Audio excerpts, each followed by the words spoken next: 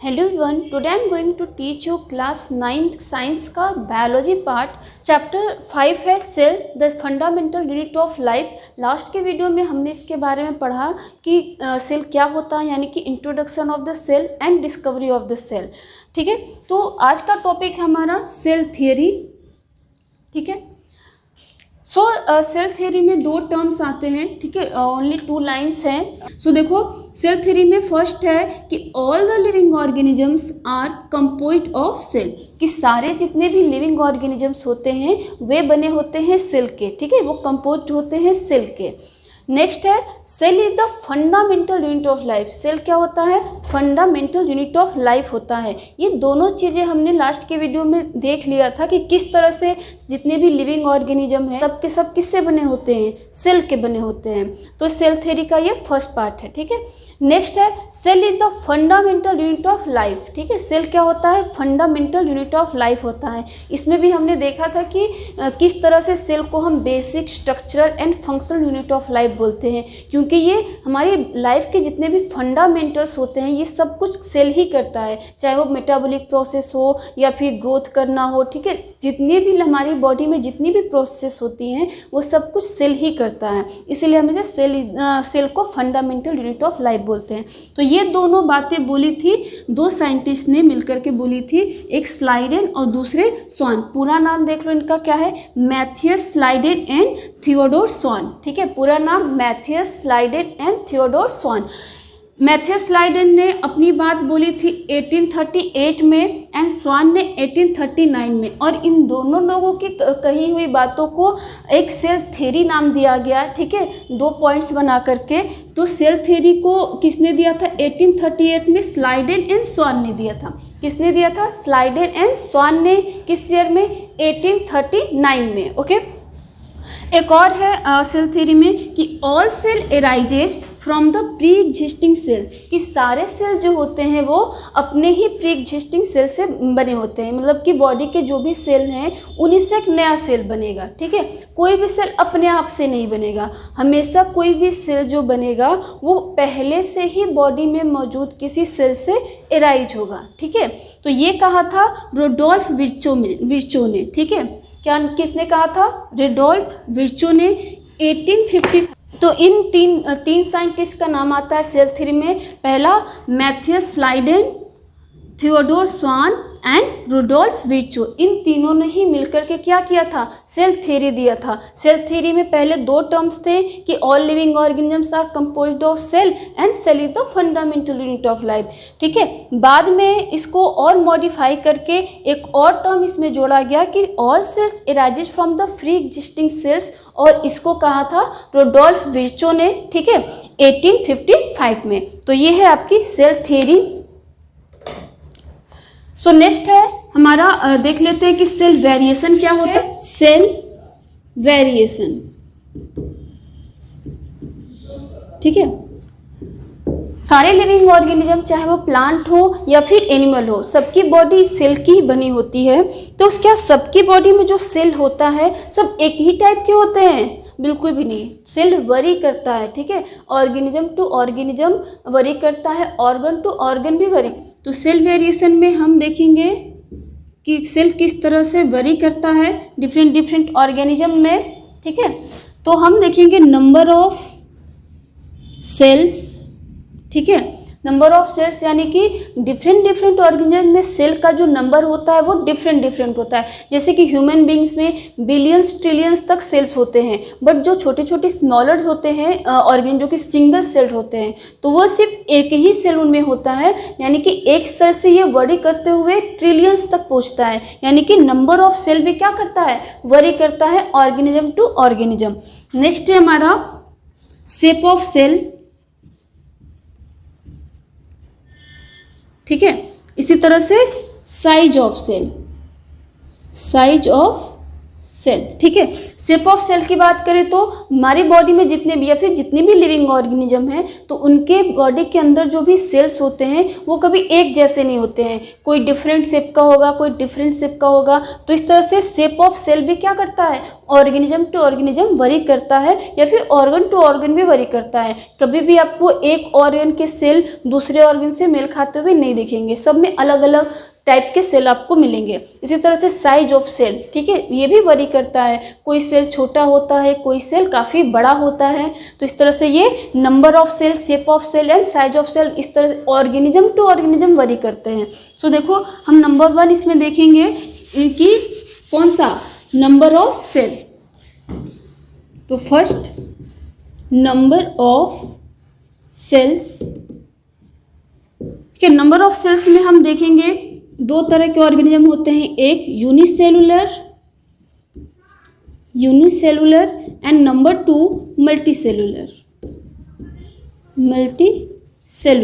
ठीक है। को नाम से ही पता चल रहा है यूनिसेलुलर यानी यूनी मीन्स होता है सिंगल या फिर ओनली वन, ठीक है, ओनली वन सिंगल, ठीक है। और सेलुलर का मतलब होता है, सेलुलर मीन्स सेल, ठीक है। यानी कि जो ऑर्गेनिज्म एक सिंगल सेल के बने होंगे, उनकी पूरी बॉडी एक सिंगल सेल की बनी होगी, वे कहलाएंगे यूनिसेलुलर एनिमल्स, ठीक है, या फिर यूनिसेलुलर ऑर्गेनिज्म। तो इसका हम क्या लिख देंगे कि okay, multicellular, multi means many यानी कि ढेर सारे, कई, एक से ज़्यादा, ठीक है, एक से ज़्यादा। एंड सेलुलर मीन्स सेल, ठीक है। तो मल्टी सेलुलर मीन्स हो जाएगा मेनी सेल्स, यानी कि ढेर सारे cell, more than one cell. तो multi cellular made up of more than one cell, ठीक है, वन सेल।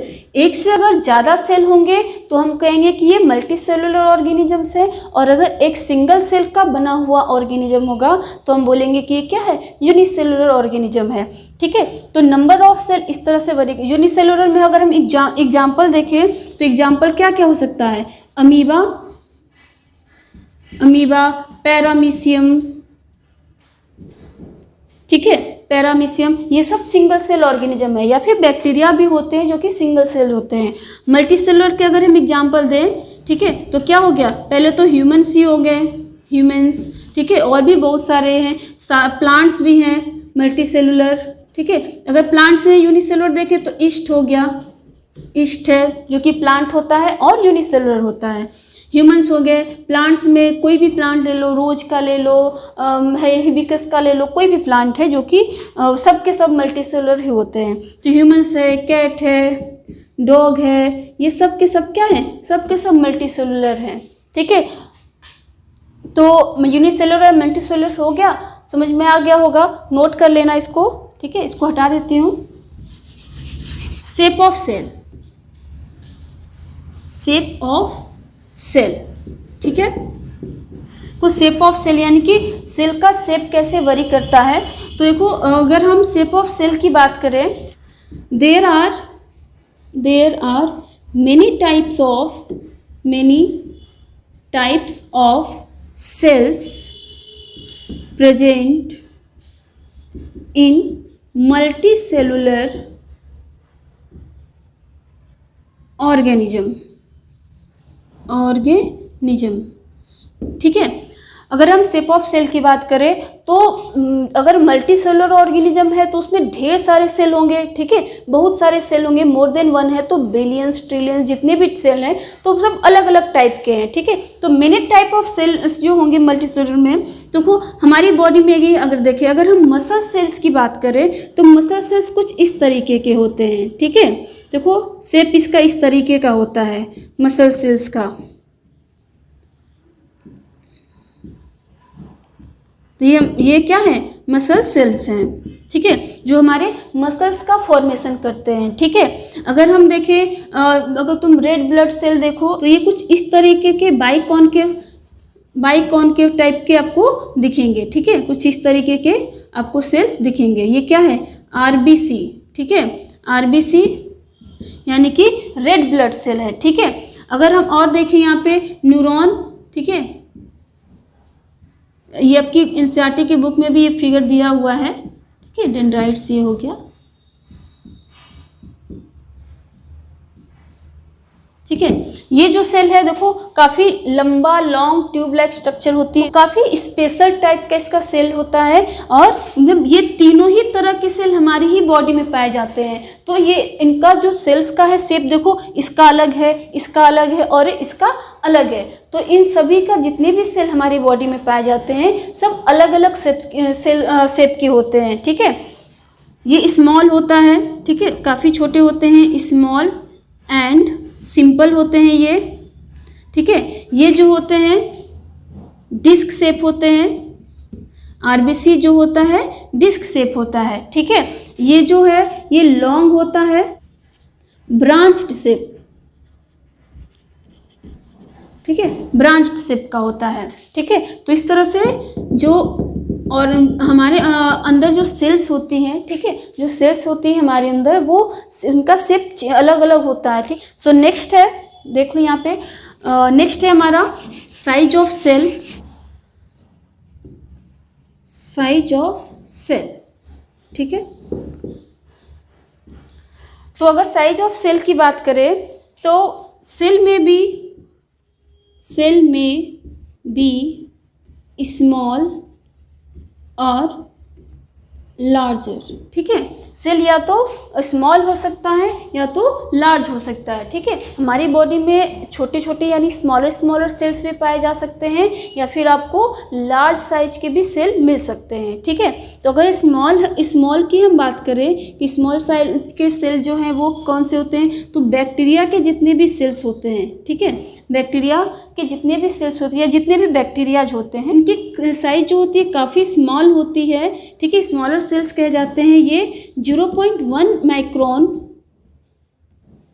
टू 0.5 माइक्रोन तक होते हैं, ठीक है, जो काफ़ी छोटी साइज है। अगर आप अपने हेयर का, ठीक है, जो हमारे बाल होते हैं, ये इसका विड्थ देखें तो यही 10 माइक्रोन होता है, ठीक है। यानी कि हमारे जो बाल होते हैं, बाल से भी काफ़ी ये छोटा है, ठीक है। इसलिए हमारे नेकेड आई से नहीं दिखता। बैक्टीरिया को देखने के लिए हमें क्या जरूरत पड़ती है, माइक्रोस्कोप की जरूरत पड़ती है, ठीक है। इसी तरह से अगर हम लार्ज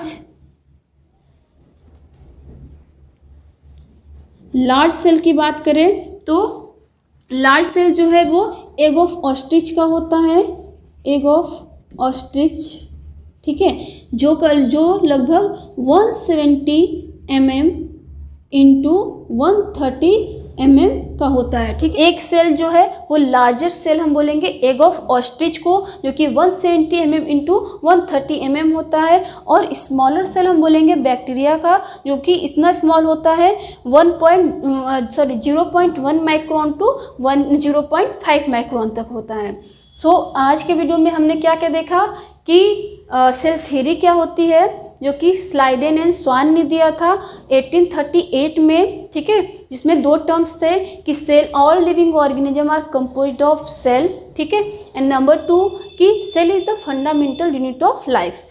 एक थर्ड उसमें टर्म था जो कि रुडोल्फ विर्चो ने दिया 1855 में, और उन्होंने कहा all cells arises from the free existing cells, यानी कि जितने भी सेल्स होते हैं बॉडी में, ठीक है, वो पहले से ही मौजूद किसी सेल से बने हुए होते हैं। ऐसा नहीं कि अपने सेल अपने आप आ जाता है, वो प्री एग्जिस्टिंग सेल से बना होता है, ठीक है। नेक्स्ट हमने पढ़ा सेल वेरिएशन के बारे में, जिसमें हमने नंबर ऑफ सेल, ठीक है, shape of cell and size of the cell पढ़ा कि नंबर ऑफ सेल कैसे वेरी करता है, शेप ऑफ सेल कैसे वेरी करता है एंड साइज ऑफ सेल कैसे वेरी करता है।